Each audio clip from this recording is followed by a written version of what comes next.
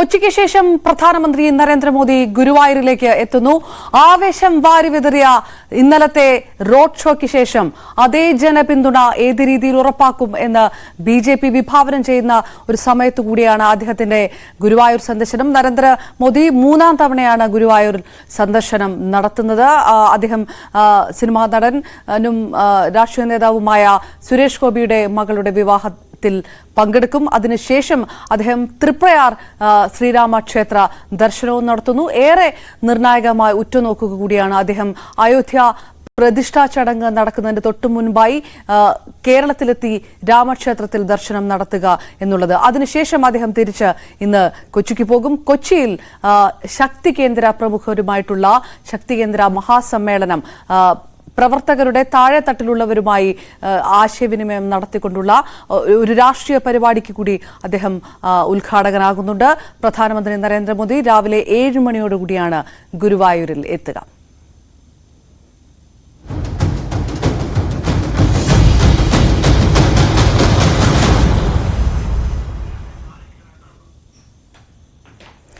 ഇന്ന് രാവിലെ 7 മണിക്കാണ് അദ്ദേഹം ഗുരുവായൂർ ശ്രീകൃഷ്ണ കോളേജ് ഹെലിപ്പാഡിൽ എത്തുക. 2 അകമ്പടി ഹെലികോപ്റ്ററുകൾ 20 മിനിറ്റ് മുൻപ് ഹെലികോപ്റ്ററിൽ കവചമായി നിർത്തുന്നു. വലിയ സുരക്ഷയാണ് ഒരുക്കിയിരിക്കുന്നത്. അദ്ദേഹത്തിന്റെ ഗുരുവായൂർ സന്ദർശനം ഏറെ പ്രാധാന്യത്തോടുകൂടി ഉറ്റുനോക്കുക കൂടിയാണ് രാഷ്ട്രീയ കേരളം. പ്രത്യേകിച്ച് ഗുരുവായൂർ ക്ഷേത്രവുമായി ബന്ധപ്പെട്ടുള്ള നവീകരണം സംബന്ധിച്ച് എന്തെങ്കിലും വലിയ പ്രഖ്യാപനങ്ങൾ ഉണ്ടാകുമോ എന്നത് തന്നെയാണ് ഗുരുവായൂർ സന്ദർശനത്തിൽ ഏറ്റവും പ്രധാനപ്പെട്ടതാക്കുന്നത്. ഈ മാസം ഇത് 2ാം തവണയാണ് പ്രധാനമന്ത്രി നരേന്ദ്രമോദി തൃശൂർ ജില്ലയിൽ എത്തുന്നത്. കഴിഞ്ഞ തവണ മഹിളാ സംഗമം ഉദ്ഘാടനം ചെയ്യാനായി അദ്ദേഹം തൃശൂരിൽ എത്തിയിരുന്നു. വലിയ രാഷ്ട്രീയ ചർച്ചകൾക്ക് വഴിവെച്ച BJPയുടെ അനൌദ്യോഗിക ലോക്സഭാ തെരഞ്ഞെടുപ്പ് പ്രചാരണത്തിന് തുടക്കമായി തന്നെ വ്യാഖ്യാനിക്കപ്പെട്ട ആ സമ്മേളനത്തിന് ശേഷം 2 ആഴ്ചയ്ക്കുള്ളിൽ അദ്ദേഹം വീണ്ടും കേരളത്തിലെത്തുന്നു എന്നുള്ളത് ഏറെ പ്രാധാന്യം അർഹിക്കുകയാണ്. അദ്ദേഹത്തിന്റെ പ്രധാനപ്പെട്ട കാര്യപരിപാടികൾ ഏതാണെന്ന് നോക്കിക്കൊണ്ട് നമുക്ക് തുടങ്ങാം. പ്രധാനമായിട്ടും CV അനുമോദ് ഗുരുവായൂർ ക്ഷേത്ര പരിസരത്ത് നിന്ന് ക്ഷേത്രത്തിന് മുന്നിൽ നിന്ന് നമുക്കൊപ്പം ചേരുകയാണ്. അനുമോദ്, പ്രധാനമന്ത്രി നരേന്ദ്രമോദി എത്ര മണിയോടുകൂടി ഗുരുവായൂർ ക്ഷേത്രത്തിലെത്തുമെന്നുള്ള സമയക്രമീകരണങ്ങളെ കുറിച്ചുള്ള വിവരമാണ് ഇപ്പോൾ നമുക്ക് ലഭ്യമായിരിക്കുന്നത്. എങ്ങനെയാണ് അദ്ദേഹം എത്തുന്നത്? എത്ര മണിയോടുകൂടി ക്ഷേത്ര ദർശനത്തിലേക്കും ഒപ്പം തുടർ ചടങ്ങുകളിലേക്കും വിവാഹ ചടങ്ങിൽ പങ്കെടുക്കാനുള്ള നീക്കത്തിലേക്കുമെല്ലാം അദ്ദേഹം കടക്കും?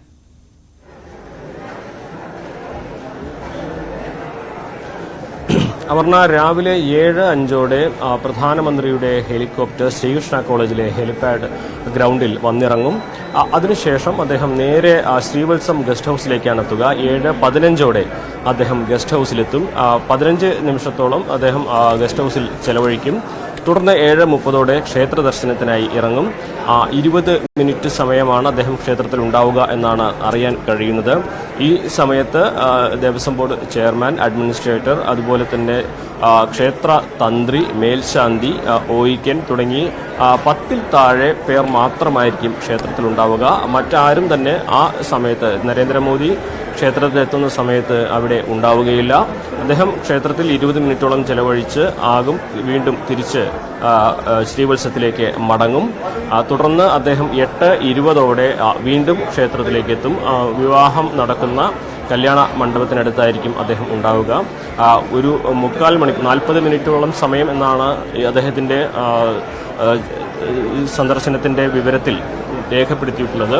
8:20 മുതൽ 9 മണി വരെ അദ്ദേഹം ക്ഷേത്രത്തിൻ്റെ പരിസരത്തുണ്ടാകും. ഈ വിവാഹം നടക്കുന്ന വേദിക്കരികിൽ ഉണ്ടാകും. ഈ ഒരു സമയത്ത് 30-ൽ താഴെ പേർ മാത്രമാണ് ഈ ഗുരുവായൂർ ക്ഷേത്രത്തിൻ്റെ ഈ കല്യാണ മണ്ഡപത്തിനടുത്ത് ഉണ്ടാവുക.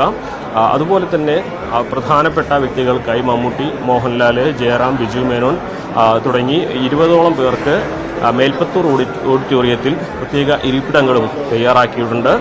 നേരത്തെ അനുവാദം വാങ്ങിയ ആളുകൾക്ക് മാത്രമാണ് ആ ഒരു സമയത്ത് അവിടേക്ക് പ്രവേശനം ഉള്ളത്.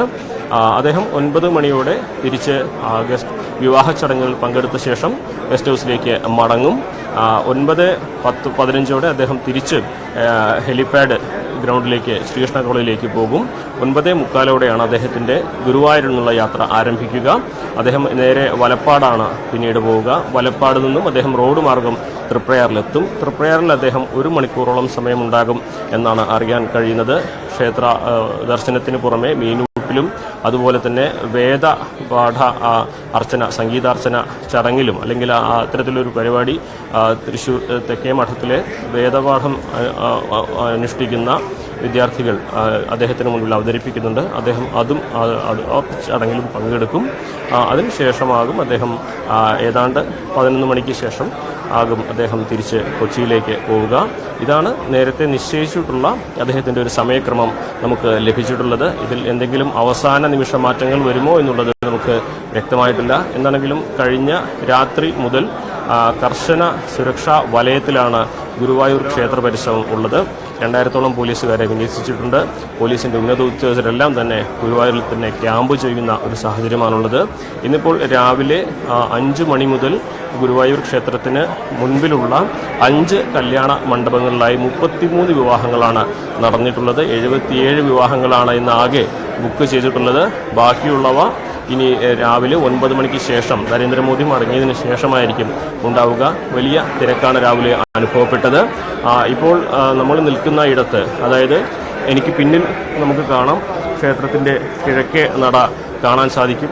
ഏതാണ്ട് ഒരു 50-100 മീറ്ററിലധികം ദൂരെയാണ് മാധ്യമങ്ങളെ അടക്കം എല്ലാവരെയും നിയന്ത്രിച്ചിട്ടുള്ളത്. ഇതിനപ്പുറത്തേക്ക് ആർക്കും തന്നെ പ്രവേശനം ഇല്ല.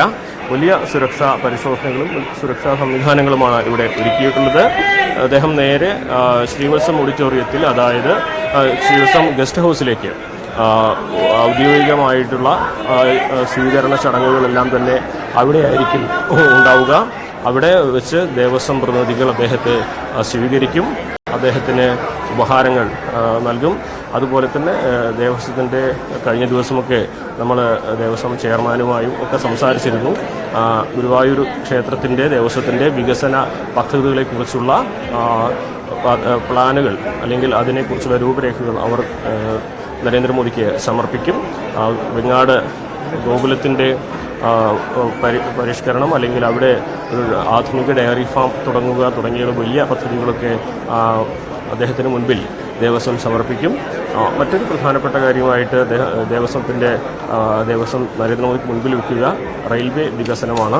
നമുക്കറിയാം, ഈ രാജ്യത്തെ തന്നെ ഏറ്റവും വലിയ ക്ഷേത്ര നഗരമായി അയോധ്യ ഒരുങ്ങുകയാണ്.